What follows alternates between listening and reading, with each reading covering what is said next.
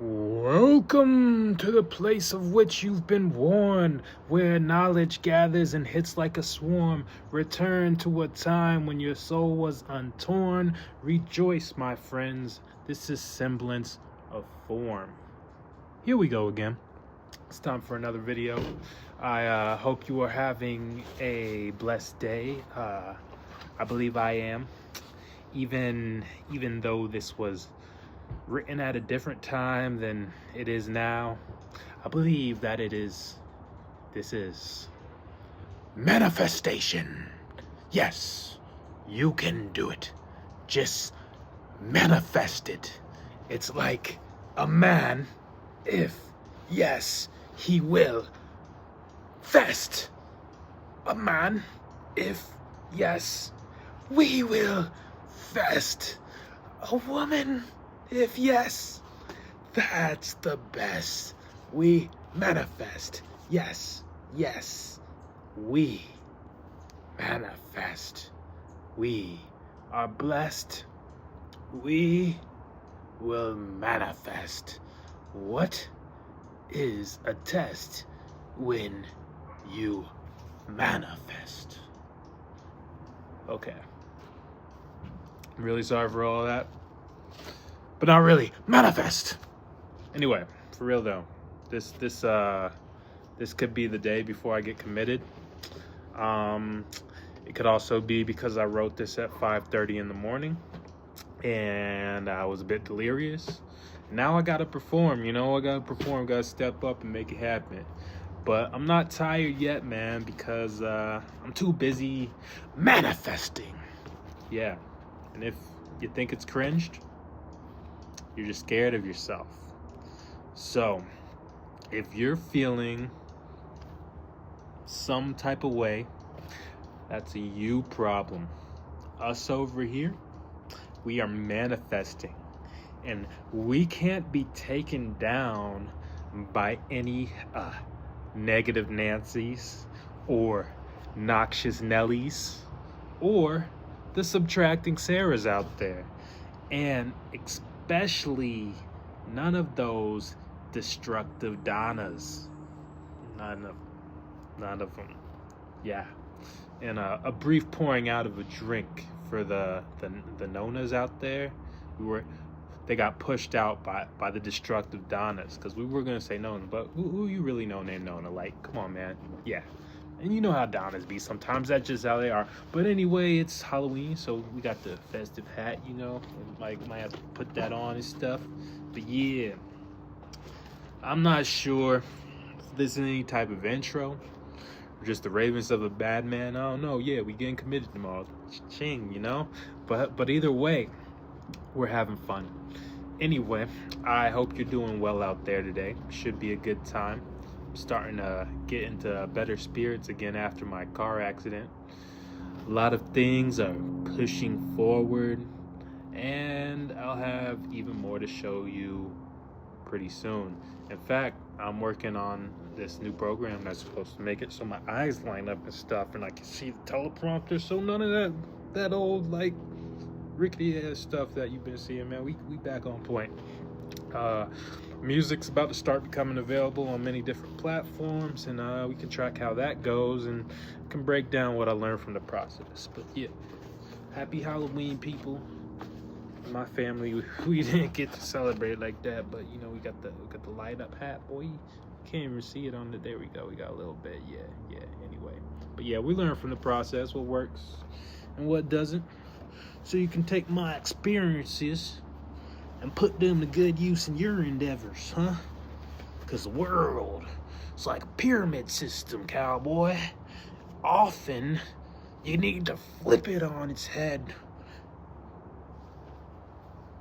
We got the one glove hand, normal hand. But yeah, powerful base of one that can reach out to grow upwards and grab more and more people as it grows. That's what we're looking for here. We've turned the pyramid upside down. Yeah, the roommates and I had a wild conversation the other day. In fact, those roommates have actually been moved out for about a week or so now. That's how long it's been since I wrote this and since I'm actually making the video. Probably about 2 weeks now. But anyway, yeah, we were talking about Adam and Eve and the question of original sin. One of them believed that death is the original sin, not the pursuit of knowledge, like many think. They thought by eating the forbidden fruit, knowledge of sin was given to Adam and Eve, and they felt embarrassed. They had to put clothes on and stuff, and they were kicked out of the garden. So now they didn't get everything for free. They had to work for it, and now they had to reproduce in order to survive, instead of just given infinite life. Off the standard. I'm looking type, kite silly, but type, But yeah, we had to reproduce to survive and push forward. They lost their eternal life, and the lifespan of humans steadily decreased over time, as we are told. Now the lifespan is increasing again, and the technology is allowing us to grow exponentially. So Adam and Eve originally ate from just the tree of life, and they still knew all the animals in the trees of the garden. So their theory was, what if knowledge is not the real problem from eating the fruit, but the real problem was the sin that was introduced through eating the fruit? Because they had knowledge, but it could just be the learning of evil that allowed them to decide that there was a delineation between the two of good and evil. Kind of deep. I was like, oh, that's pretty good. I ain't mad at that. But anyway, someone more scriptural will probably tell me more or something. Perhaps the idea, though, is that discovering the infinite life that we're looking for, it could cure the sin of death. And there are many forms of death we don't think about. There's death of the heart, death of the mind, death of the spirit, death of the soul, death of progress, death of agreements, and many more. So maybe we are simply working towards the end of death. For the Bible does say in the end, people will be given infinite bodies. I don't know, but it is something to think about. And I enjoyed hearing that perspective. I thought it was pretty interesting. The Bible also says that people will live forever and want to die because of the end days. So I don't know. We're working with what we got. Maybe one day come down, tell us what we need to know. But we're going ahead. Anyway, let me go ahead and get into the topic of the day before we get lost again. Today, I wanted to go into my personal college experience, brushing across a few major moments, while also giving some of my general thoughts on the journey. We're going to do more on the what's happening in college in the next video, but, we got to get them started. We got to get them going. So, during the freshman year, I happen to have a roommate with a birthday a couple days after mine, and we were both situated on the 7th floor of the Sanford high-rise dorms. Now, you might be thinking high-rise is a good thing, but nah, man. These were definitely the worst dorms on campus. Kinda. On one side, you have probably 5x8 rooms, so you're pretty small for 2 people. You pretty much had to bunk your bed to have any type of decent space. Some people just put, if they were by themselves, they put 2 beds together. They just have one bed taking up their entire room. But yeah, so you had 10 floors going girl, boy, starting from the 2nd floor.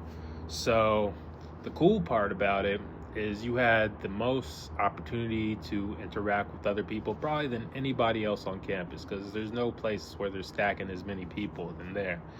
And also 95% of the people there were freshmen, so on one hand, there's no easy access to seeing what the more established students are doing and like how they get by on their college life.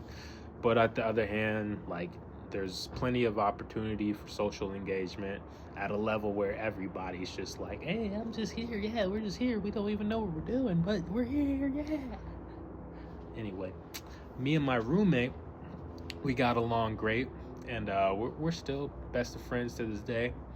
One of the weirdest things to me was the sea of students walking to class at busy times of day, you know, like in the morning about 10, maybe about noon. But every time, you know, you'd be walking and you'd be like, damn, everyone's in their own world. I wish I like saw more positive interactions. But like it kind of felt like a funeral march on some days, especially if the weather was poor. So personally, I probably should have worked harder to interact with other people, but I didn't really know exactly who I was, how it was. I was very much a fish out of water in this situation. One, I'm a black dude, so that's like 10% at every college unless you go to HBCU. And then having lived in the city of Durham most of my life, the differences in types of people was pretty staggering. Like just 2 hours away, the vibes were completely different. Like in Durham, we were all about Duke and UNC, that the basketball rivalry. We ain't talking about U State. Chill out. Yeah, but there nobody really cared about it at all. You know, the people of Durham also had like generally a rougher nature and countenance, and they also seem just overall less naive. But another issue was there was like a clear cohesion between the kids who had gone to local high schools close by, while like everybody else kind of struggled to find a group to fit in. And like me personally, if you've been following along, been a bit of a loner in the past, so figuring out where I fit in was like a bit of an issue. But you know, I've never been scared to do my own thing and raise my own flag. So at the same time, I wasn't like too worried about it. I knew I'd be able to get by regardless. Anyway, so even though my roommate and I got along well, the first semester I rarely hung out with him and his group. My best friend that first semester was a dude, we're gonna call him by N.A. He also grew up in Durham. He was this white dude, but he was about as hood as they come. Like the hoodest of white dudes, he's like right there sitting like right below Eminem or something. But anyway, so he's not the fake kind, you know, the kind that's like trying to be black, you know, but I'm talking about a genuine like down the ride dude. If you had to handle the problem, this is the type of guy you wanted to come with you, because he'd come through and he'd be ready to bring some noise. So yeah, he'd come to my room and we'd hang out, we'd go play basketball, just scout around campus, see what we could get into, or smoke some weed. Usually smoke some weed. But we were both pretty good with people, but he liked to stick to his own vibe, you know, like the Durham, like gritty style, you know, and there really wasn't anybody around who's really bringing that type of flair. So it's just me and him most of the time. Eventually we started selling green and quickly became pretty successful. We had a great connect who would get us an ounce of that straight dirt green, but it's actually like look more like brown, and it would come, you'd have this freaking pizza box and it'd be fully bricked out in the pizza box. You just got bricks in the pizza box by an ounce or for $50. Yeah, sorry YouTube. We sell it for like 10 a gram, and unless we were cool with somebody, if we were cool with you, we'd be like, all right, yeah, you can have it for $5. But we weren't really smoking to make money as much as to like have a good time, make sure that we could easily flip when we got the re-up, have a bit of extra money, get some food from the cafeteria, the commissary. But yeah, every ounce, yeah, we take a bunch out, and we just challenge each other to we can be like, hey, cowboy, who's the best blunt roller around here?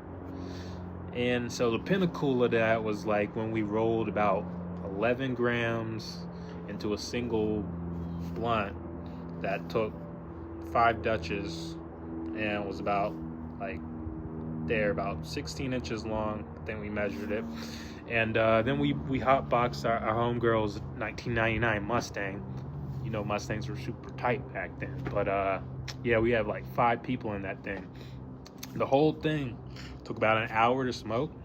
We had to take a break and get out of the car once because the smoke was just like that intense. And then when we got back to school, we were just blitzed out of our minds, not really thinking about much when we're coming in the doors. And the security guard who's sitting at the front desk, he immediately stops the crew, and he's just like, y'all smell like y'all been bathing in weed. We're like, oh shit. But my boy Kelvin, he was the only one who was thinking on his toes. Like, this dude like immediately just bolted up the stairs. Like, if we all had done it, hey, we might have all gotten away, cause the security guard, he was kind of big dude, man. He looked like around probably about 300, and I don't think he could have ran too many stairs. Just to be honest, no disrespect intended, but yeah, we did have like a couple girls with us, so one of them might have gotten caught, and if anybody got caught, they probably rat. And you know who they're looking at. Me and my boy N.A., because we were kind of ringleaders of the whole thing, and I could not have that type of like heat coming down, you know. So I wanted to try to keep it chill, you know. So we thought, like me and N.A., we thought it was cool. So I wasn't ready to take an L. I knew I had all this stuff in the room, but I didn't have anything on me. And I knew there was a delay between when the security guard would call the real cops and when they would come there and try to look at things and try to figure what's going on. So I'm just like immediately on my phone, just like chilling in the cut, like texting my boy who lives on the 3rd floor. I'm like, yo, hey, what up, bro? Yeah, there. You get in there, make sure you get this, this. And boom, 5 minutes, he's in and out of my room. Cops didn't show up till like 30 minutes later. He'd already sent me the picture of the backpack all folded up, you know, like for a minute. So, hey, things were safely secured. I'm gonna love that dude forever for that stuff, because, you know, you need people like that. One of those who gets the shit done when shit goes down, you know, when your back's against the wall. Like, you gotta have that comeback kid type of dude. And yeah, that's what he was. So that's who I try to be as well, man. If you ever need something and we tight, I got you.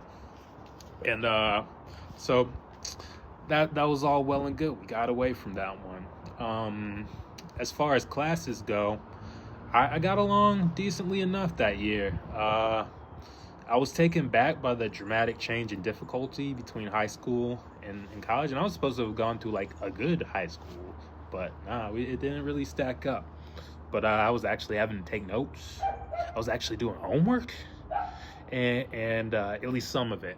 But I believe I only struggled in a couple of classes, and I pulled even more crazy tricks out of nowhere on others, like stuff like going to a class for only 7 out of the 30-something days and still pulling a B. Because I persuaded the teacher. She's a nice old lady. She was nice. And I wrote a bomb final exam, and she's just like, okay, all right, I'll give you a B. And that was nice. Nice to have. Kept my GPA doing okay. But I was also in a class group centered around the show The Wire on HBO, which was a pretty cool experience. I mean, I'm getting 7 credits for 3 classes based around a TV show. Like a TV show, awesome TV show. I mean, what could be more primo? Like, if you haven't seen The Wire, you need to see The Wire. Like, come on, man, where you've been? It's like a top 5 of all time show, man. If you haven't seen it, go see it. Anyway, first semester was pretty fun, but things changed drastically in the second semester. However, that's all the time we have today, boys and girls, and theys and plays, and can't put their finger on a thing to be called by the time of day. We will get into more tomorrow.